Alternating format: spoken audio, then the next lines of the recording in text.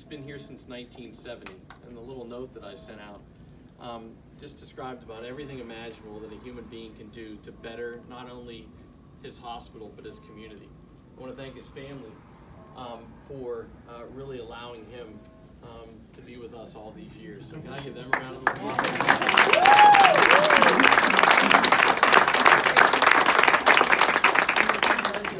When I got here 10 years ago, I had the privilege of not only working with most of the medical staff that's still here, but also getting to meet these incredible people that would come and really talk about their patients each and every day. They would meet Dr. Baxley, Dr. O'Connor, Dr. Crago. And Sue Wing and I, if we really wanted to figure out what I was doing wrong, we'd sneak in there. And it was never, ever about us. It was about how we could improve patient care. And I think that's what you did each and every day of your life and each and every day that you've been with us. I can think of no better person to represent Cape Cod Healthcare and Falmouth Hospital specifically than you. And on behalf of all of us, I want to give you a round of applause.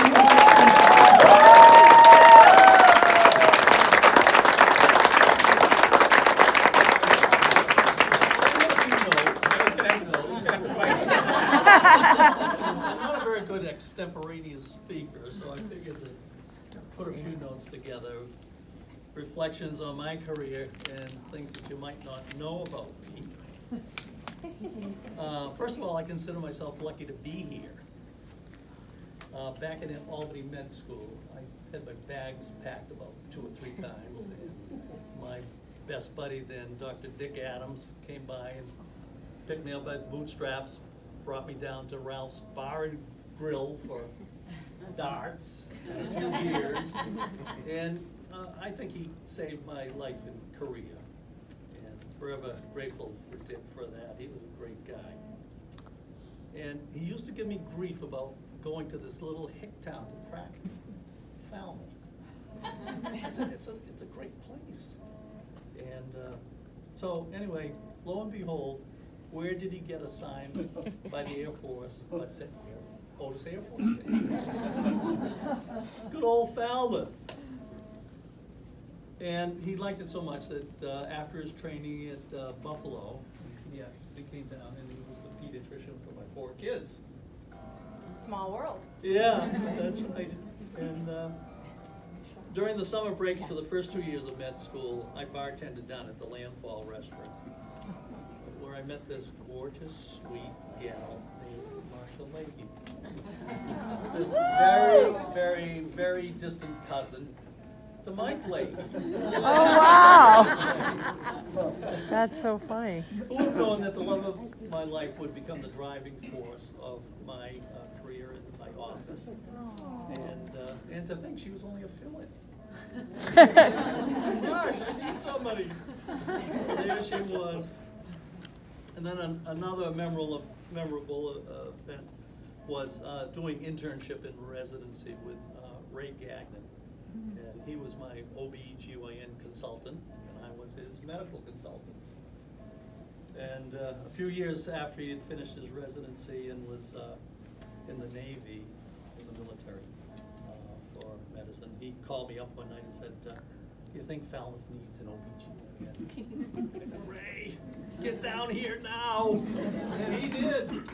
And we've had joy, and he's just been a wonderful friend and colleague. He's a great guy. And then something else you might know, when I arrived in Falmouth in 1970, Dr. Arthur Robinson hired me to staff the ER. It was a 5-room ER. It was, I got hired as an ER doctor before ER doctors were invented. There were no such things back then. And the hospital staff actually covered the ER. So the radiologist, the pathologist, all had to take their turn in the ERs. And I've had nightmares about retirement. I can imagine the nightmares they must have had.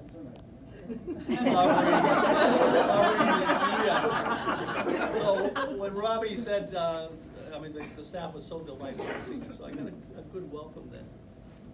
And while I was in the ER one day,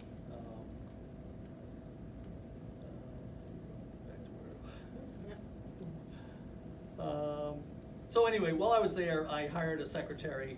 I rented an office on Harbor Hill Road in Woods Hole. And then 6 weeks before the planned opening, we got a call in that there was a head-on collision on Sippowisset Road Oh. and Palmer Avenue. Wow. So I'm waiting there and waiting, and the doors fly open, and 2 stretchers come in with 2 women, blood dripping from their face, glass all over them, and I looked at them, and here's my future secretary, and here's my future landlady. So, What'd you say first? so I admitted them to the hospital. Obviously, they recovered, and That's amazing. and life went on again. So then there was the Falmouth Road Race. The Falmouth Road Race was quite an adventure. The first exposure to the road race, Dr. Michael Palmer, who a lot of you know, was just a great internist. He was one of the first volunteers, and they worked at the field. There were very few people who volunteered at that time, and it was apparent that these people were pretty sick at the end because they generated temperatures up to 107, 108. And so after that, it was apparent that you really had to have a team. So Rich Sherman and John Carroll asked us to set up a team. So we set that up with Dick Adams, Ginny Broda, Arthur Robinson, and later Don O'Malley, and Rob Davis, and John Jardine. And so it's been a smooth transition. A lot of you remember the olden days when it was just a little tent, and then it's grown into a massive organization. It's lost a little bit of its hometown flavor, but it was good fun. And the thing that I was so proud of is that we really never lost a person. We had no fatalities. That was pretty impressive to me. After about 5 years, while I was teaching some Tufts medical students, I noticed a very enthusiastic med student named Grover Baxley.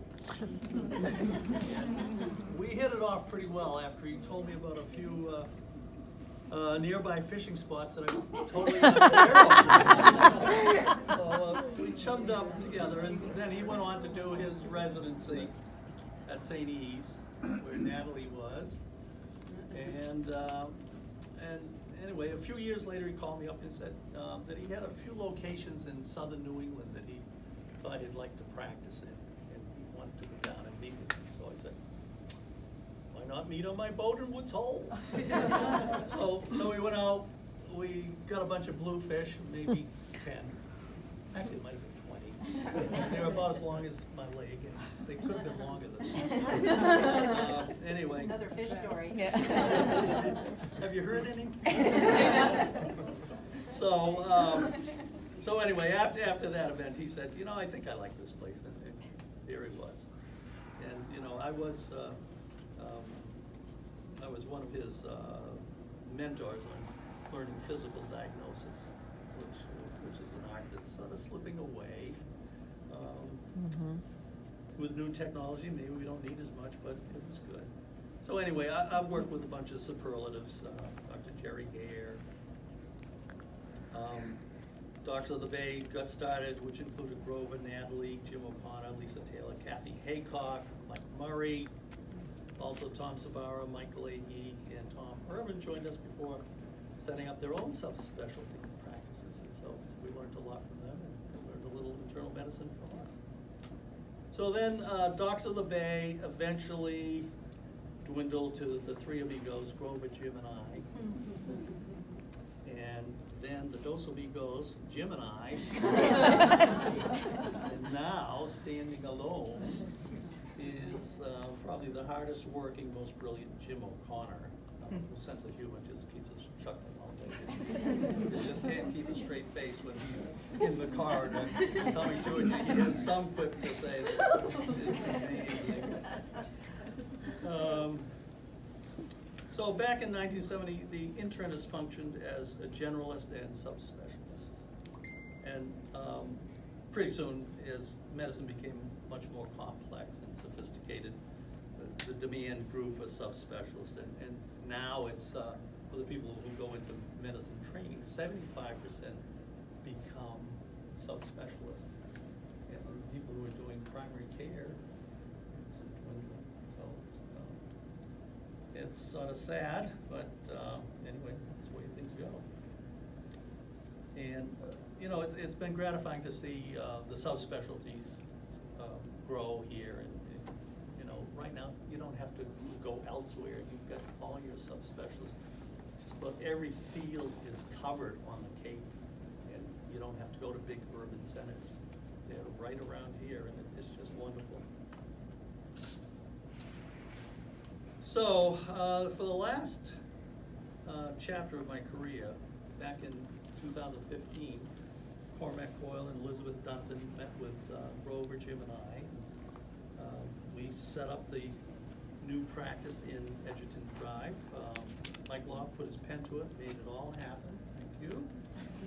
And I'm really so appreciative. You couldn't believe the countless hours that went into the scanning thousands of charts, hauling them and charts away a lot, and getting them put away, secure.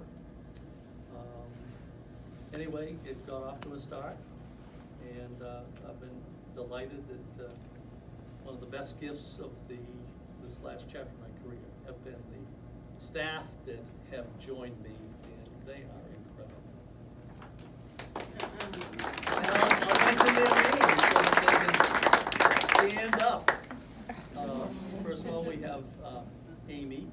Where's Amy? There you are. Amy. Smiling. Jim's sister Kathy. Keeping Jim in line all the time.